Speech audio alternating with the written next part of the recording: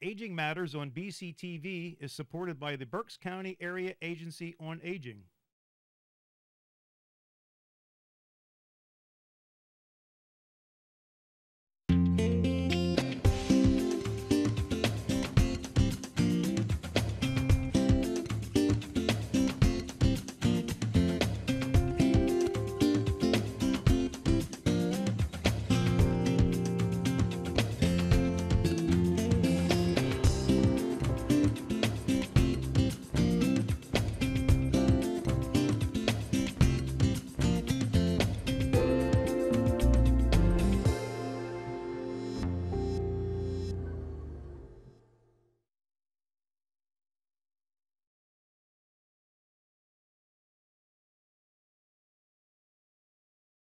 Hello and welcome to Aging Matters.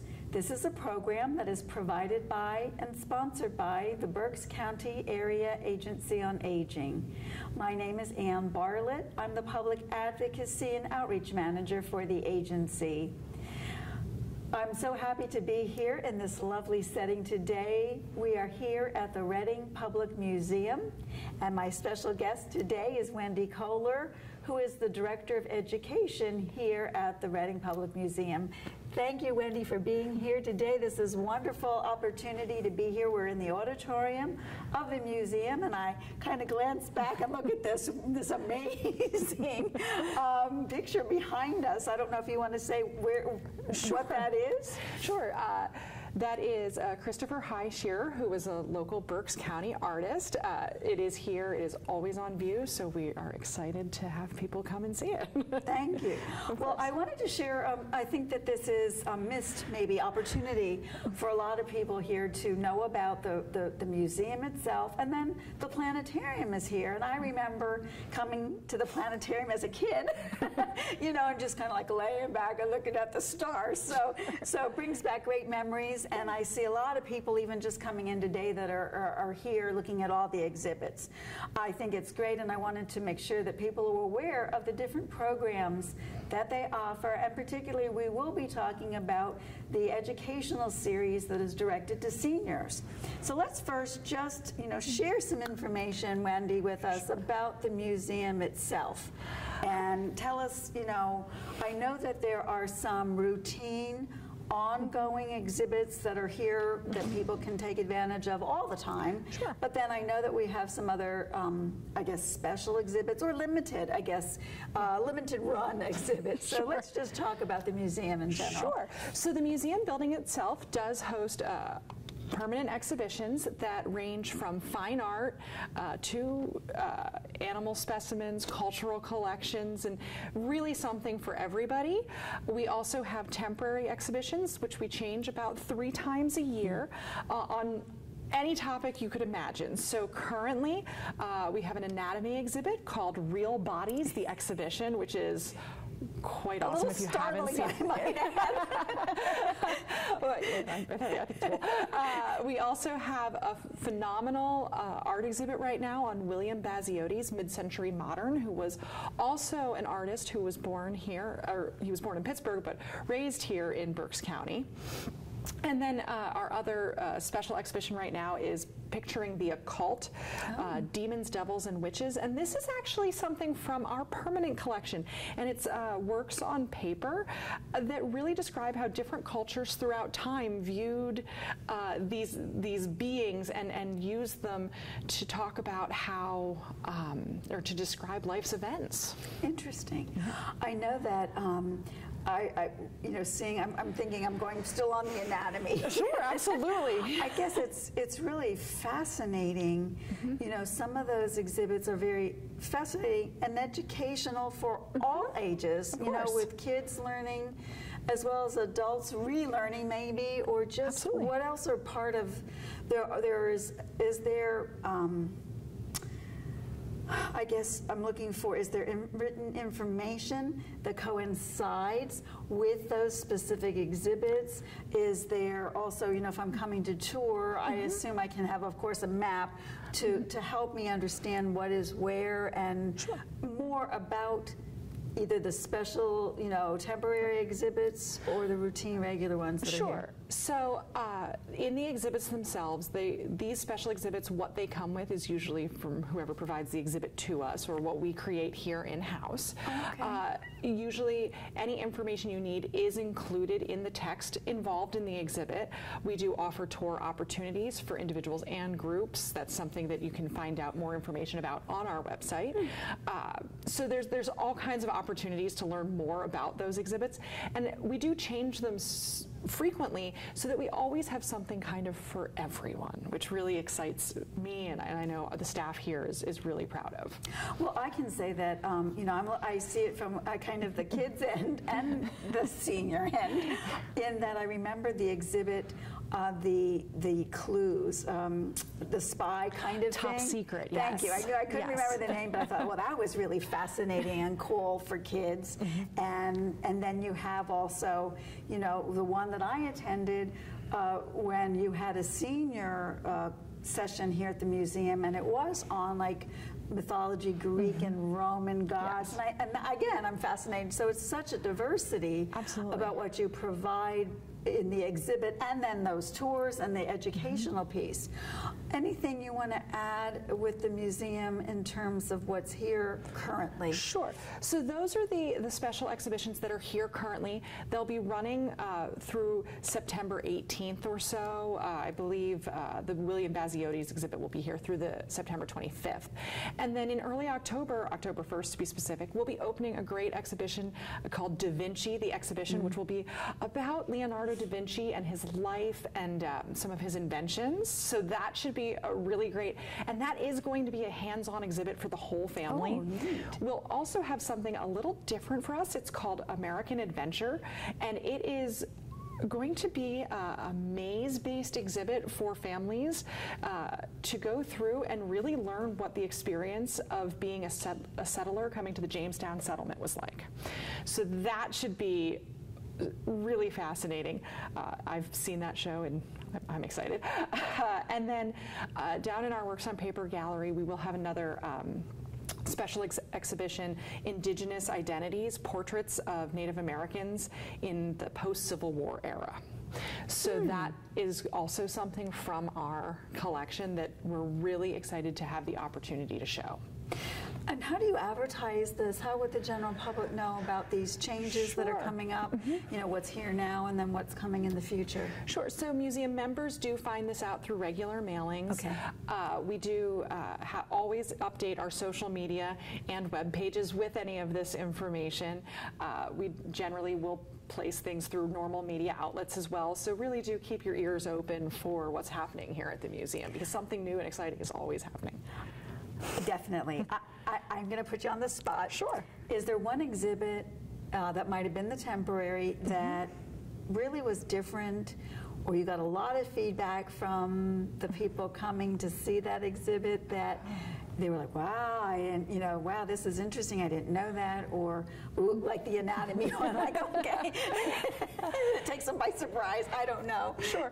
I think every special exhibit we have always has some level of that. You know, people weren't expecting it, or, oh, I brought my family to see this, but I didn't know you had all of these other really awesome things.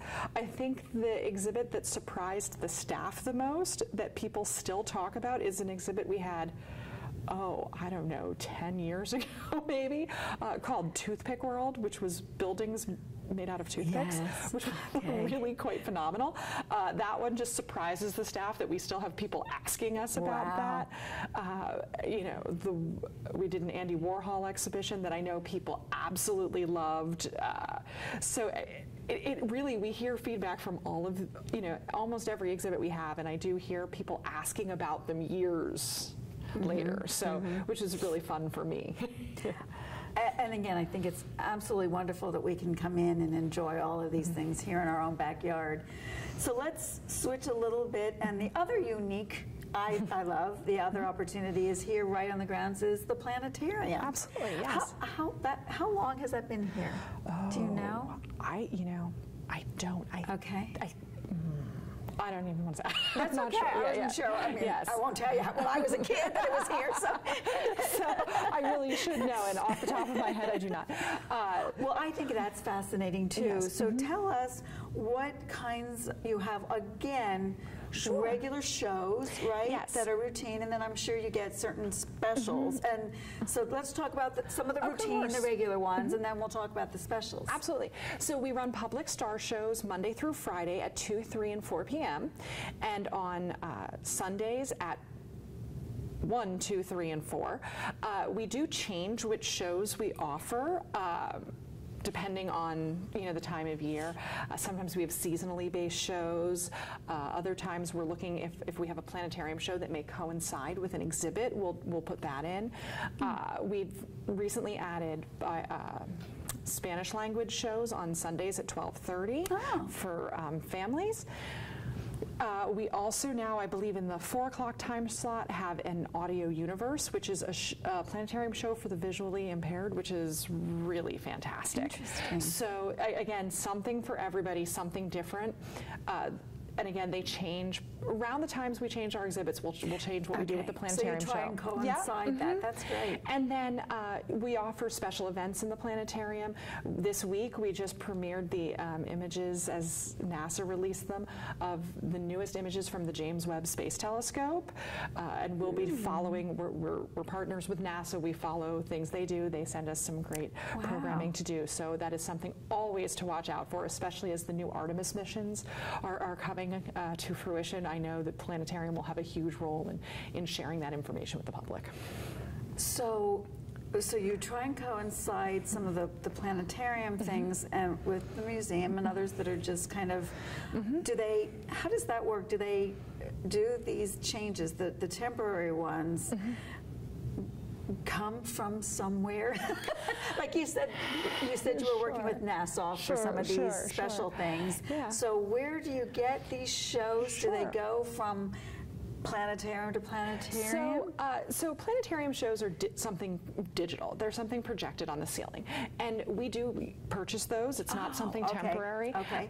And there are distributors who do that. That is their business. So we usually look for those shows. We have a very large library of those shows. So when oftentimes school groups and general population groups will ask to see a show on a particular topic, all of the shows we have are usually space or earth science based. We do have some others. We have a great show that we occasionally do that is the ceiling of the Sistine Chapel, which is a fantastic show. So, and then an example of where we might partner something with the exhibit is we have, to go with our Ancient Civilizations Gallery, we do have a show in the planetarium, Stars of the Pharaohs, I believe, that talks about how ancient Egyptians viewed the night sky. So these are things that we're always on the lookout for, how we can make the experience a whole experience and interesting to everybody in the community. And typically the shows that are scheduled are what, an hour? They're in an hour time block. The show themselves would be usually 30 minutes to 45 minutes with some with a kind of a live presentation about what you'll see in that evening sky. Nice, very nice. So we'll talk about how to know more and learn more about coming to the museum and the planetarium and memberships and whatnot. I'm going to take a little turn now. Those are available, but you also have, again, some of the reasons I wanted to make sure we shared this with our audience is a senior educational series that we have the opportunity as an agency to have been able to sponsor this year's series. And so I've had the privilege of attending some of the events and found them fascinating. So let's talk a little bit about some of those exhibits or those activities that are specifically geared to that senior educational series. You know, what's happening now, what you've had through the whole year that's scheduled, and maybe some things you're thinking about in the future. Sure, of course. So we do offer our senior series. It is generally the fourth Friday of the month at 10 a.m. That could change if the fourth Friday falls on a holiday or something like that. Sure. We've changed that. And it is generally an hour-long program, either a lecture or a documentary screening that relates to one of the special exhibitions we may have going on at the time. Sometimes we choose something from the permanent collection, but as we know, we always have some great temporary exhibitions, special exhibitions exhibitions. So we like to partner with that to give members of the community the opportunity to learn more. So this season we did a documentary on the human mind, which was a documentary we did show. We are going to be having a senior series that was postponed actually from June to July 29th, which will be on that Picturing the Occult exhibition. Okay. And that will be presented by a member of staff. I was going to say, so now that's here in the museum. That will be here in the museum. And then there's a person presenting Yes. the information. Yeah. So that will actually be Hannah Wagner, who is the curatorial assistant, will be giving that one. She had a large role in helping with that exhibition. We will also in August have an exhibit or have a senior series on William Baziotes that I believe will be given by the curator. So that will be great. I know in September we'll be doing another documentary screening. When we do that in the Planetarium because it makes a great theater. And we'll be showing a documentary on Leonardo da Vinci to get everybody excited about the Da Vinci exhibit that will be opening in early October. Very nice, Yes. very nice. How long have you been doing the senior educational series? So that program, in a way, started before I started here many moons ago, and it was a lunchtime lecture series. And actually some of our museum volunteers, some of our amazing museum volunteers came to us and said, you should really offer something and call it the senior series and let the senior population who's around during the day know you have this program. So we reformatted it. We called it we called it the senior series. We originally started it. We had it at 1 o'clock in the afternoon, and it's been very popular. With COVID, we decided to move it to 10 a.m. so that it would be prior to the museum opening to the public, so that those guests who felt they didn't want to be around a lot of people were able to come before the museum opened to the public, which was our goal there. And we were thinking of moving it back, but a lot of people have told us to keep it at 10, so that's what we're going to do. And what's nice is then if they choose to stay, they have that ability to do so and to look at other things or complement, I want to go now look at that exhibit that you just talked about here, and kind of see it. Okay. Yes. And so how did you, I guess I'm curious as to how you chose the topics that you are having. You have them once a month, so when you're looking, whether it's for the current year, you're probably choosing ahead of time to secure everything. How far in advance are you looking? So are you, now that we're midsummer, is heading to fall, are you looking at next year's? So generally speaking, I have it going in my mind about a year in advance. I'm starting to really decide about 3 months out, 3 to 6 months out is when I really kind of start to decide. And then, to get it in for our marketing. I generally try to keep it in line with the special exhibitions that I know are coming.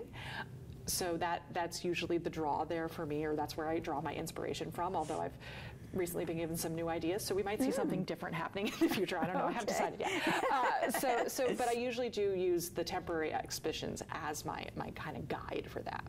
Okay. Yes. And you could kind of do something, before, after the exhibit, kind of a pre and a post exhibit kind of follow through or whatever. And so if I am interested, well, let me ask first, we're calling it Senior Educational Series, and I hate to put an age on senior, but is there a required age for a senior? No. And in fact, anybody is welcome to come to this program. We say it's a senior series. We know that there are people who have that availability to come during the day, but I have had homeschool groups come and attend. So anybody can come, and everybody is always welcome at museum programs. All righty. So I guess that well, maybe I should just ask, is there anything you're thinking about you can leak out to us for next year that might entice some people?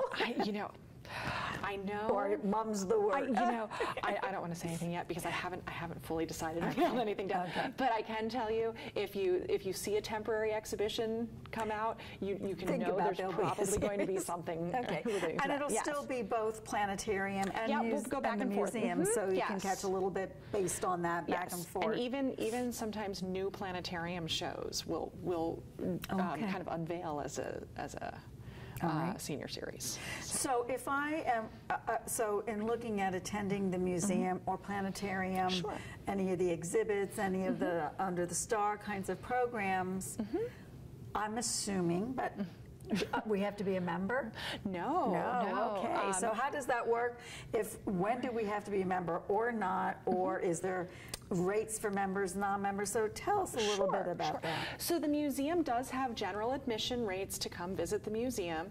The program, the Senior Series program, is free with museum admission and free for museum members. So museum members do get free admission to the museum and the planetarium. That's a benefit of membership, but we do have nominal fees to come to the museum and the planetarium. And if our normal attendance, our normal fees are outside of your budget perhaps, you can check out passes to the museum at most Berks County libraries as well. So we do make that accessible in that manner. There are many other methods and things for accessibility to the museum. Reading School District students do get to come to the museum for free, so that's a really awesome advantage there. So most of our programs are free with museum admission. We do have some programs and special events that do have a fee associated with them, but that's usually because there's a cost associated with those programs. And generally there may be a different fee structure for museum members versus non-members. But again, that's an advantage to having a museum membership. And we do have memberships at various levels, including a senior level membership, student level membership. So there's a student, there's an adult, probably a senior or general member. Family and grandparent memberships. We even have membership levels that actually include reciprocal admission agreements with other museums nationwide too. So isn't that nice? There's all sorts of opportunities there. Great, that's nice. Now, one of the things that I was aware of when I was attending that the senior educational series, you had mentioned that sometimes, now again, with the pandemic, it wasn't happening, but you would have that group that was available to them to do a bus trip that you were coordinating, right? So can you tell us about that? Of course, yes. The museum does run bus trips to other museums and cultural organizations. Generally, we keep it, within a reasonable driving distance. These are day trips for the most part. We did start them back up again in fall of 2021. We generally run anywhere from 4 to 8 a year, depending on what's going on. Our most recent trip was to the Palmer Museum of Art in State College. We've done trips, we did a trip, I believe, this year to Longwood Gardens, so Grounds for Sculpture in New Jersey. So all kinds of trips that usually offer a unique experience you may not get if you travel with another organization. And so is that, and correct me if I'm wrong, is that for anybody, or that's associated with the senior educational series, or they get first crack at it, as it were? Actually, it usually gets announced at the senior series before everything else, but it is for anybody who would like to come, yes. All righty, very good. All right, because I saw that going on, I thought, well, that's really great too, that it's taking us out of the community, but we're really staying, it's still being supportive in a sense with the museum here and the planetarium. And it does support the museum and our educational mission here. Great. Now, I also have to talk a little bit about the grounds here, the surrounding grounds. There's so many people come. I know they walk all the time here, run, bike. I see everybody all the time. Beautiful grounds, beautiful flowers to be, walking around the museum and around the planetarium area.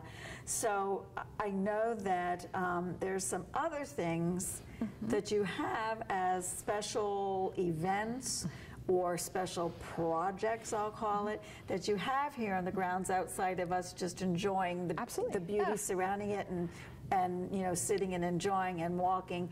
You have some special things. Can you share some of those that you have? So the museum does sit in a 25-acre arboretum, which is, for lack of a better term, a tree museum.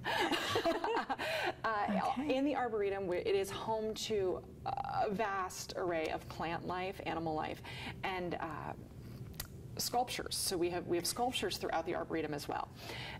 We do offer a monthly program called Arboretum Education. Again, it's a program open to everybody.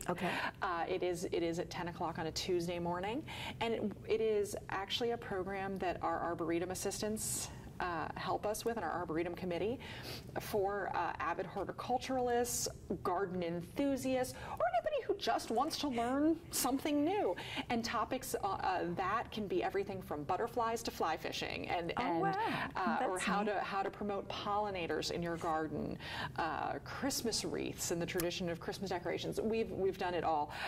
So that is a really fun program that gets people during the warmer months. We do hold it outside in the Stone Terrace tent, which is in front of the museum. Oh, okay. During the winter months, we hold it usually in this space as we like to keep the program going year-round. So that is a way for people to come and learn more, sometimes learn more about the plants on our property, sometimes learning how to better care for the plants on your own property. So the Arboretum is a great resource. It's a great place to walk.